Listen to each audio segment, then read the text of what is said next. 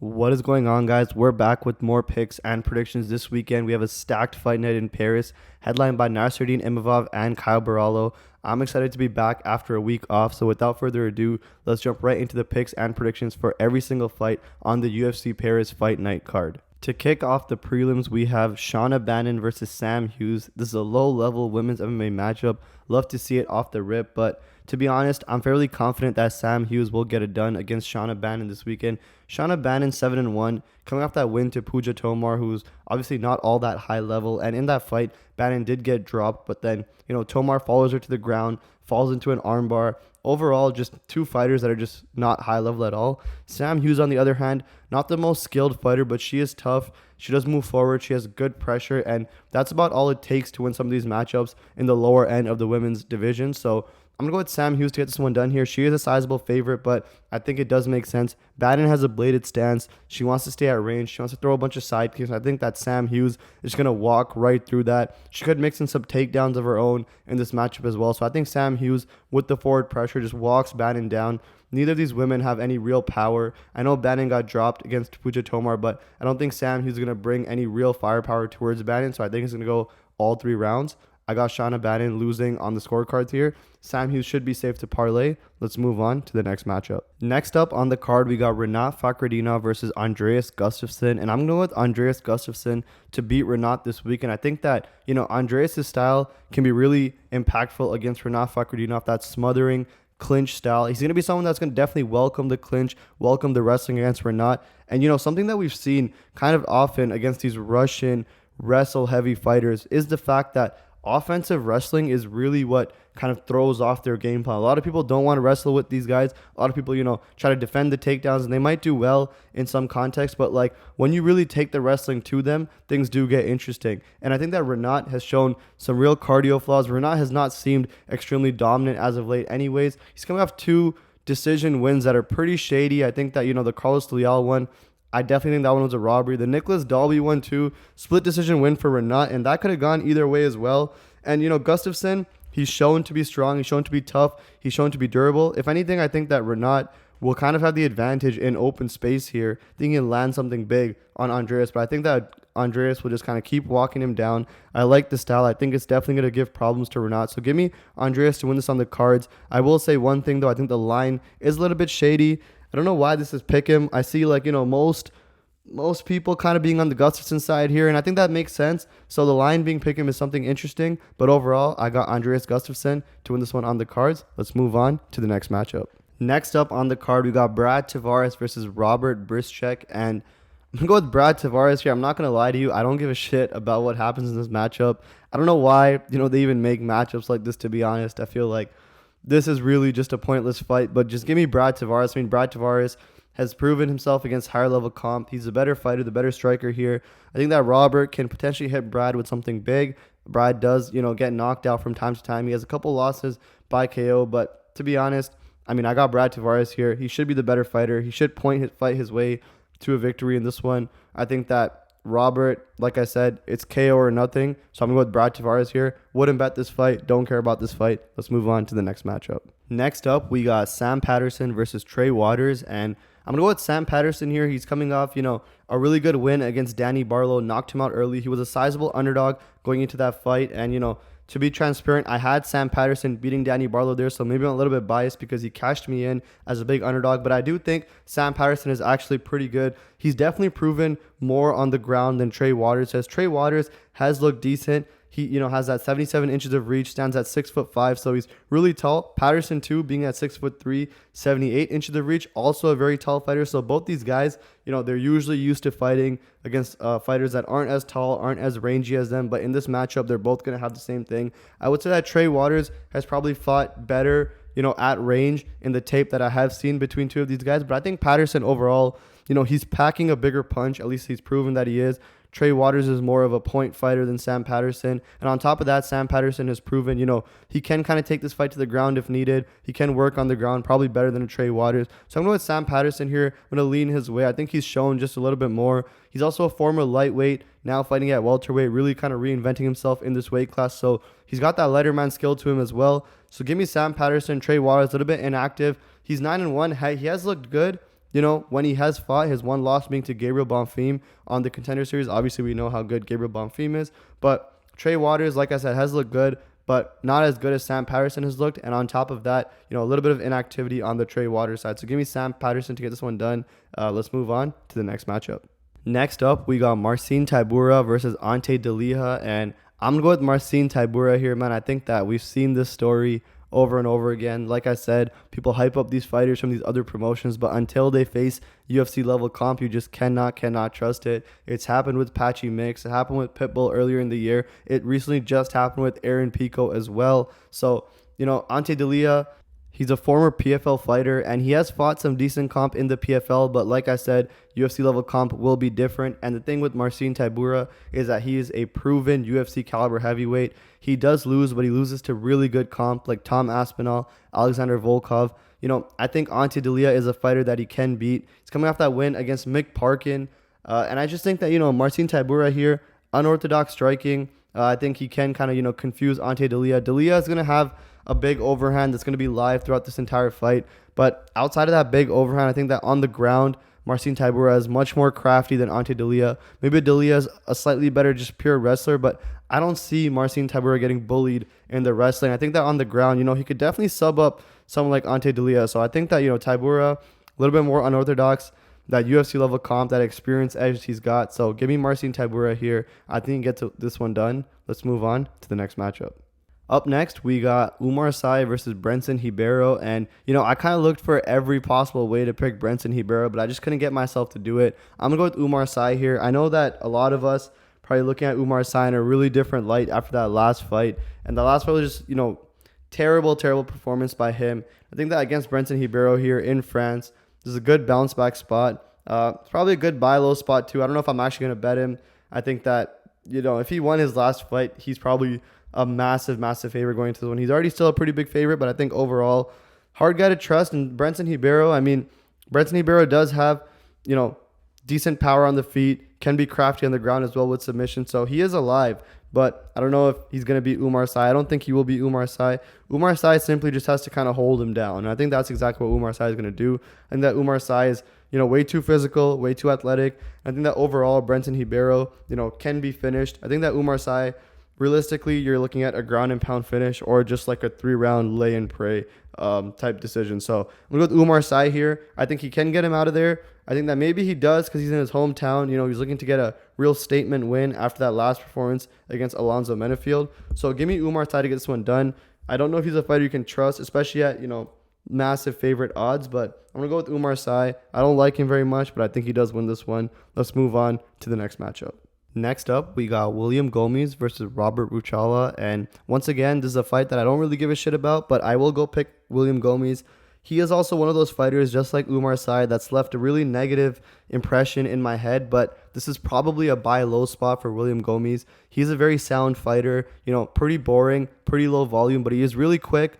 He knows how to stay defensively sound. He knows how to land, and he can definitely hold his own on the ground as well. So his opponent kind of just mid everywhere. I think that he's definitely not going to have the same pressure coming at him like the Hyder Emil fight. So I think William Gomis should be able to settle in his hometown, get a nice bounce back win. It's probably a buy low spot for William Gomis here. He's just one of those people that, once again, left an interesting taste in my mouth. So I'm probably just going to wait and see how I feel about this one. But minus 258 doesn't seem crazy for William Gomis, who I think is fairly well-rounded, is fairly sound. I haven't played him yet. Maybe I will, maybe I won't. But he is someone that probably gets this one done. Let's move on to the next matchup.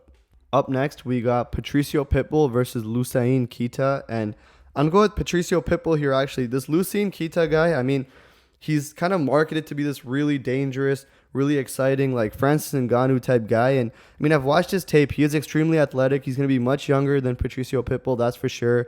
He does hit really hard, but he's not all that technical. He's very wild, and he could maybe just brute force his way to a win here against an aging Pitbull. But from a skill perspective, Pitbull is the much better fighter. He's definitely going to bring the fight to Pitbull, and something that you will see with Pitbull a lot is that he is a counter striker, and he's going to kind of fare well against a Losene Kita, who's going to, bring the fight his way, throw these like large looping shots at him. I think Pitbull is going to be available to kind of land a bunch of his counters, fight his style. And I think that on the ground, this is like kind of no match. I think Pitbull should be able to wash Kita on the ground. So I think that if Pitbull gets this fight to the ground, he can definitely wrap up a sub, create a scramble where he gets Kita's back and maybe find something there. So I'm going to Patricio Pitbull here, man. I think that, Losene Kita, he's marketed as a crazy good fighter. He could win this off just pure aggression, pure athleticism, and just pure youth. But, I mean, Pitbull's a much more skilled fighter. I think that Pitbull, he's going to be slower, but I think he's going to be the better striker just slightly. I think that, Kita's going to wing real big looping shots like I've seen in his tape. And I think that Pitbull could easily get a takedown ducking under one of those. And then from there, I think he can work on the ground. So I think Pitbull gets this one done by submission. Let's move on to the next matchup. Next fight on the card, we got Axel Sola versus Rhys McKee. And I'm going to go with Rhys McKee here to beat Axel Sola. Axel Sola, 10-0, undefeated, making his UFC debut. And, he is a hometown French fighter.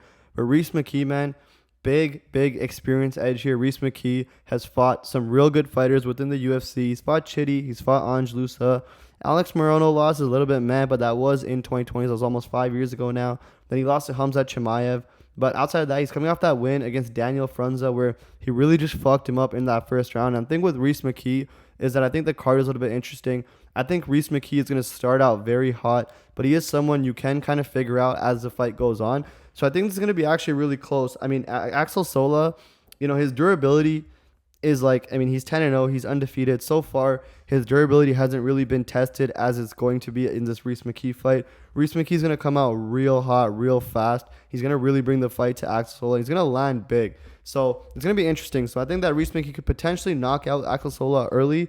But as the fight goes on, I wouldn't be surprised if Sola, kind of figures him out, slows the pace down a bit. Rhys McKee starts slowing down himself a little bit. But that being said, I'm still going to pick Rhys McKee. I think he definitely wins round 1. Maybe he could pick up enough of round 2 to kind of close that out as well. And then, Axel Sola might win the third in this matchup. Or maybe McKee puts him out early. That's possible too. So I'm going to go with Rhys McKee. I'm a slightly lean there. I think the experience advantage, he's going to come out stronger. He's definitely going to be the round 1 winner in my opinion. And then, if Sola does figure him out and slows the pace down, and if McKee slows down, then he could potentially take over here. But like I said, I'm going to go with McKee. I think he's going to come out early. He's going to look good. And, we're going to want to see that from the fighter we pick. So give me Rhys McKee to get this one done. Let's move on to the next fight. Next fight on the card, we have Balaji Oki versus Mason Jones. And this is going to be a pretty close one too. Pretty interesting one. Close odds here as well. So if you're really strong on one side, it's very playable. And, I'm going to go with Mason Jones here. I think that, Balaji Oki, really powerful fighter. Someone that is always going to have that knockout power. Pretty scary on the feet. And the thing with Mason Jones is that he does get hit, quite a bit. So I'm not going to want Mason Jones to be fucking around on the feet too long in this fight. But I think that Oki on the ground can be exploited by Mason Jones here. I'm really going to hope that Jones is able to duck under, one of those big shots, get a timely takedown early in this fight. I think if he does, we're going to see Mason Jones kind of pull away. If this fight kind of extends, I think, take the sting off the punch from Oki a little bit. Mason Jones should take over on the feet as well. But early on especially, I'm going to think that Mason Jones needs to land a takedown. I think if he does get this fight to the ground, he can possibly find a submission on Oki as well. So I'm going to go with Mason Jones here. I think he has more paths to victory. I'm leaning towards the submission side specifically.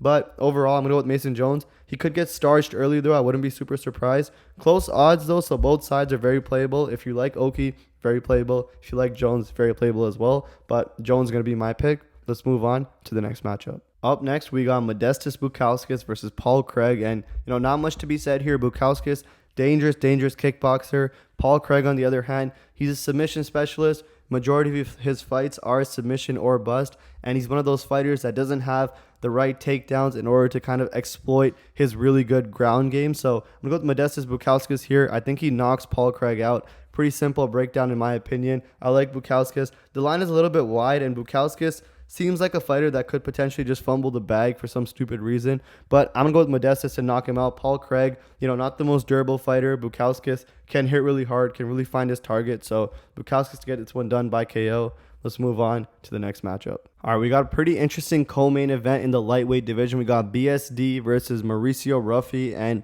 I'm going to go with Mauricio Ruffy here. I think that this fight could look very interesting depending on which way you look at it. overall, Ruffy, an absolute sniper. He can definitely knock Benoit Saint-Denis out if he wants to here. And Benoit Saint-Denis, an absolute marauder. He could potentially walk through a big shot from Ruffy and just kind of grab a hold of him and just kind of try to rough him up in the clinch, hold him up against the cage. So I think that, BSD is going to want to kind of make this fight real dirty.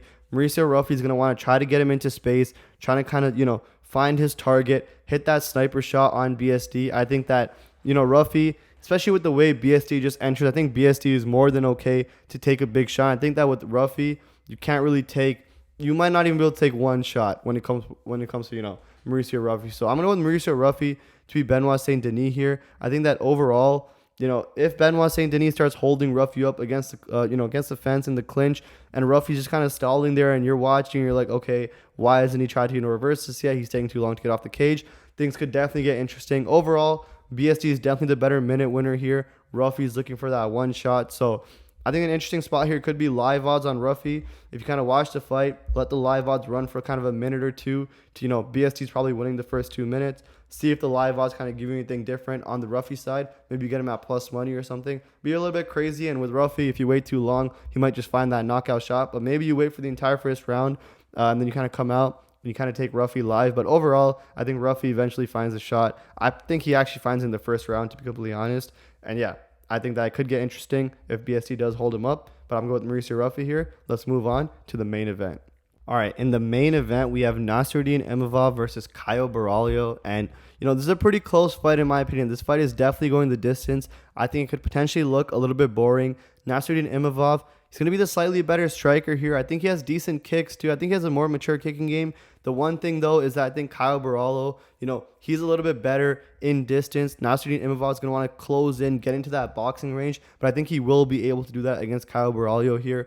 For Borralho, he's really going to want to kind of get some real takedowns going on Imavov. Imavov is, really good when it comes to takedown defense. But the one thing is he does get a little bit stagnant if he does get taken down. So, if Caio gets a takedown early, don't be surprised if Imavov kind of stays on his back for majority of that round, if not the rest of the round. So I think that's going to be a close decision. I do see Caio potentially getting, a timely takedown here and there to pick up a couple rounds. I think that Imavov is going to win a couple close rounds on the feet just by doing more, getting into his range, landing a little bit bigger. I think it's going to come down to a close decision. I think every round's going to look fairly close, fairly tight. The fight might look a little bit boring, but overall, I think that I'm going to give it to Imavov. I think that his takedown defense should hold up just enough, and I think that on the feet, he's going to do just enough to kind of edge this one out. So give me Nassourdine Imavov to win in his hometown. Caio Borralho, I love the fighting nerds, but here, I just think that Imavov, with the straights, with the boxing, he's just on a little bit of a higher level than Caio Borralho. I think that on the ground, Borralho will kind of do good against Imavov. I'm just not sure if he can consistently get it there. So give me Nassourdine Imavov in the main event. And that does it for all the picks and predictions for UFC Paris. Thank you guys for tuning in. If you did like the video, if you did enjoy the breakdowns and the analysis, definitely hit the like button, share it with one of your friends, subscribe to the channel. It definitely helps out a lot. If you want to see exactly who and what we're betting on, how much we're betting on it, check out betkopicks.com for $20 a month. You can check out all of our bets every single week. It really helps out the channel as well. And outside of that, I want to wish you guys all a good luck this weekend at UFC Paris. Good to be back after a break. Let's print some money.